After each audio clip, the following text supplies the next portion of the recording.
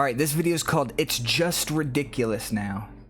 Every day we inch closer and closer to the bleak future where nobody owns anything.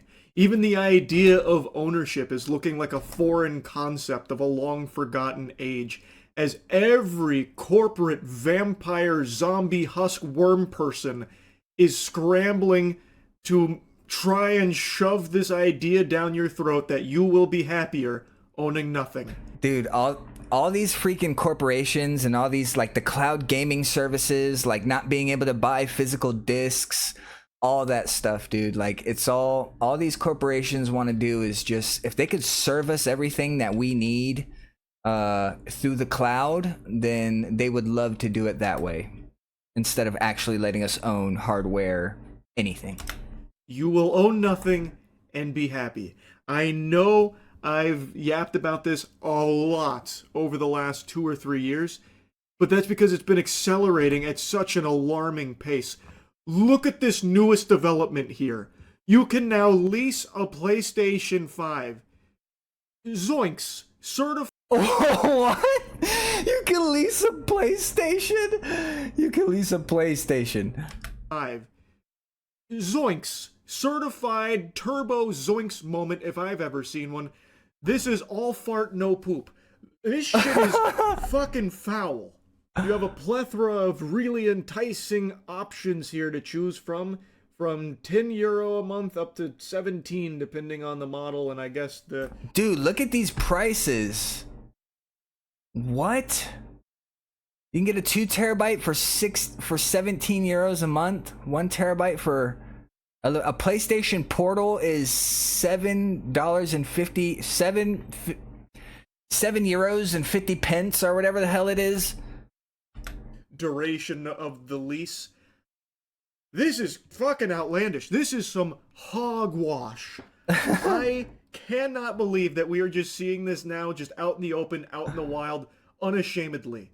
Now, I was reading through things, and it seems like 36-month contract is what you would sign for this agreement here. 36. And you don't ever own it. It doesn't seem like you pay for X amount of time, X amount of dollars, in this case like 10 clams, until eventually You literally get to just pay for the PlayStation and then not own it after 36 months. you pay it off and it's yours. That doesn't seem to happen. I don't know this company, but I was looking into them, and it seems like they do this for a lot of tech. And what happens is, when you're done with the contract, you send it back. So you end up just paying significantly more over time. It also doesn't even make a mention of PS Plus being included. So presumably, if you want to have the PS Plus... Hey, they better include PS Plus. If you're paying monthly for 36 months, throw in PlayStation Plus. What the fuck? Service, which I imagine most people would want if they're buying a console in the first place. You're then paying even more on top of that over a long period of time and never actually even own the motherfucker in the first place. And then they just ask you to, like, send it back politely. What an incredible deal if you've been hit in the head with a sledgehammer, I suppose. But I think a lot of people might just see, oh, as low as 10 a month. Jiminy Christmas, that's a great deal. That's very cheap. That's better than just, saving up and buying it. And by gosh, Eureka! I couldn't agree even more. Jesus. I haven't seen too many people defending it, but I have seen a few brainless goob-soomers that are always latching on to terrible fucking business practices and defending them as if it's their fucking job to do so, fighting PR battles for these billion-dollar megacorps for no reason, no gain, aside from just being treated like a fleshlight by these companies. So there definitely has been some chirping here from these addicts that must consume the goob at all times, no matter what, so they're defending this to a certain extent, but most people are rightfully pushing back on this. Yeah. Anybody who has ever owned their own hardware, maybe even had a collection of games, anyone who's owned a console or a PC before the PlayStation 4, they're gonna hate this. Like, I don't know how kids feel about it, but freaking any adult is gonna hate this. Calling out how outrageous it is, it's a bunch of horseradish. This is not good. And it's a symptom of the direction most of the world is going, where the weasels at the top of the food chain are trying to get you comfy with the idea that you don't own shit. You will own nothing and be happy. You Bastards. Don't question it. Just endlessly subscribe. Rent, lease, subscribe. You have nothing. just suckling on their teat forever. And the beauty I own a PS5. LOL. Funny thing was it's expensive. Yeah, for sure, man. If I get one, I don't even know if I'd get a PS5 because maybe a PS6 will come out. Well, maybe not because of the RAM shortage. Maybe I'd have to get a Pro somehow. Have to steal a Pro from somebody. in the case of the PS5 here, once you're done suckling, you've had your fill of milk, you have to spit it all back up. You no longer even get to keep the console you've been paying for 36 fucking months. God damn. You have to send it back. And like, imagine that you're late on sending it back, by the way, and fucking Raylo sicks the Pinkertons on you to repo your PS5 from the lease. Right out of the living room. It's so ridiculous, man. You get home and there's just cables hanging off your TV stand. The fact that there's anyone that thinks that this is a good idea really shocks me. I understand that renting consoles, renting TVs, renting from all kinds of different places has been a thing for a while. I paid to own a gaming laptop like probably more than 5 years ago, like 6 years ago. I freaking paid to rent when I was like pretty young. I paid for a while. I paid for 2 years to pay off a gaming laptop. I paid a lot more than it was worth, but I don't know. I got to own it in the end. And a variety of different things. It's just that now every company is up in your face and just blatantly obvious about their new push to get everyone comfortable switching to the lease everything model, you will own nothing and be happy model. And in the case of Raylo, with the very limited research I've done on them, it seems like they primarily target low-income households. And in the case of the PlayStation 5, it seems like the goal is to get these families spending money that they ordinarily wouldn't be on a PlayStation 5. A low-income household probably isn't super gung-ho and comfortable dropping hundreds of dollars on a PlayStation 5. But Raylo having an offering as low as 10 doubloons a month, well, now all of a sudden maybe that family does start spending. And they're spending it on something that they ordinarily wouldn't be purchasing, and Raylo's getting a piece of that pie now. So Raylo's getting paid $10 a month from this family, and at the end of the 36-month contract, that family is paid pretty close to what the normal retail cost is for the device. Yep. Except now they have nothing to show for it because they have to send the device back to Raylo, who then gets to repeat this process, rinse and repeat.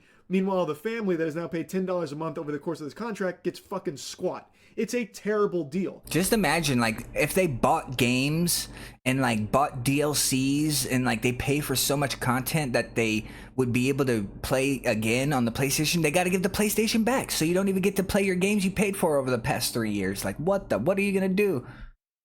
And it's a smart business move from Raylo because what they are doing is they are incentivizing the low-income households that they're, what I believe, targeting on purpose to start spending on things that ordinarily they wouldn't be purchasing, and Raylo gets to facilitate that and make money off of that. And then that family gets nothing. They end up with nothing. They're just out a bunch of money over the course of those months. And now another thing I saw a lot of people bringing up, I guess is part of like a strategy, is like, you know, you rent the PlayStation 5 right before GTA 6 drops, and you only rent it for like a month at $10 and then cancel the lease there and send it back. So you get to play through the game that you're interested in on a PlayStation 5 for $10.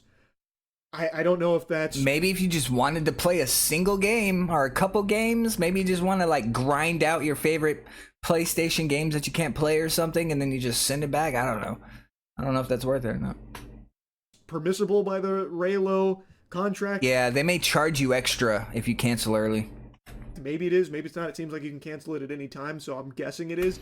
Xbox, on the other hand, doing $30 per month for Xbox Game Pass to play online. Yeah. Xbox Game. Didn't they just raise the prices on Game Pass? They raised the prices on everything, didn't they?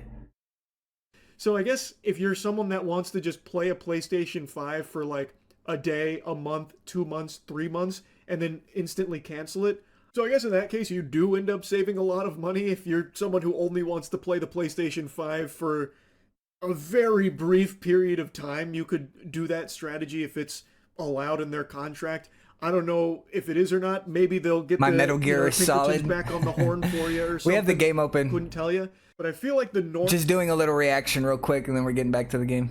With consoles is you get a console under the idea that you will own it long term because presumably there's more games coming out over time that you might have an interest in.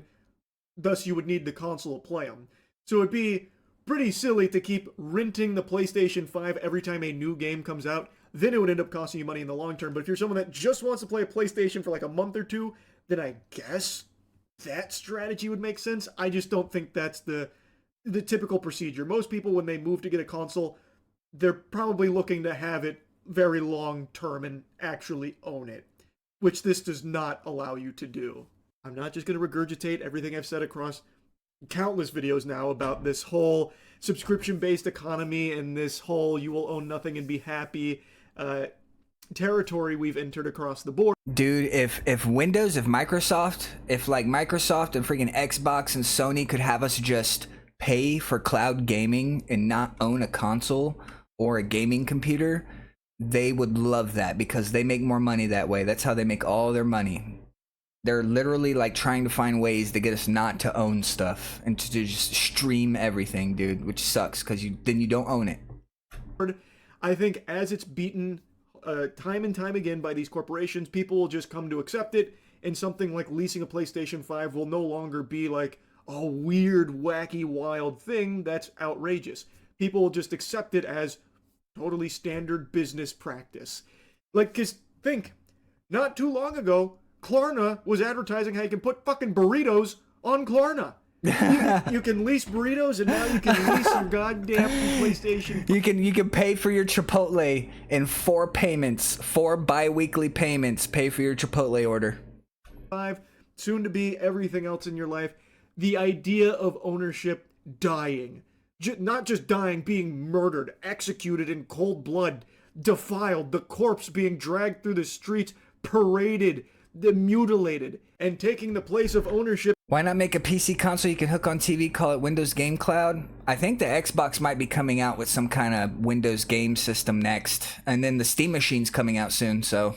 It becomes the idea, imagination of having something that's yours when it's not and never will be. And I shudder to picture that future where you're the weirdo for not wanting to lease your fucking Five Guys burger. People are looking at you like some kind of circus freak because you want to actually, like, own something.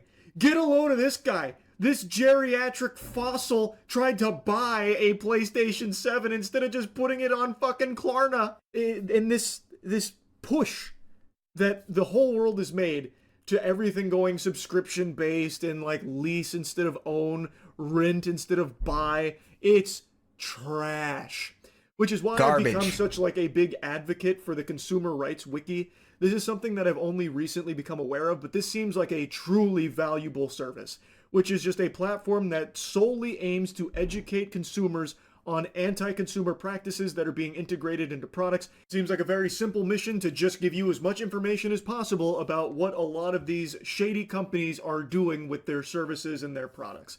So that's good, having a resource for people to know, because I mean, they give you those terms and conditions, you know, they give you the 3 pages you got to scroll past and hit accept, you got to sign. No one ever reads that, and I guess that's what that website's there to do. It's there to let people know if they're getting ripped off or what's happening. I really do appreciate what's been going on over there. I'll put a link to it in the description if anyone's curious about it or want to check anything out there. This is not like a sponsored segment or anything. I want to make that clear. I have just talked about this a lot and only recently had this put on my radar as something that's aiming to help in the fight against this you will own nothing and be happy future. So I've been all for it, and just something I wanted to mention here. It is not sponsored or anything like that. Anyway, just another video yapping about this topic. I hope people continue to reject the notion of you will own nothing and be happy. It should not be something that people are just okay with. Nope. Anyway, that's really about it. See ya. All right, cool. Had a nice little thing though. Oh, look, there's like a video about The Rock. We could watch that later though.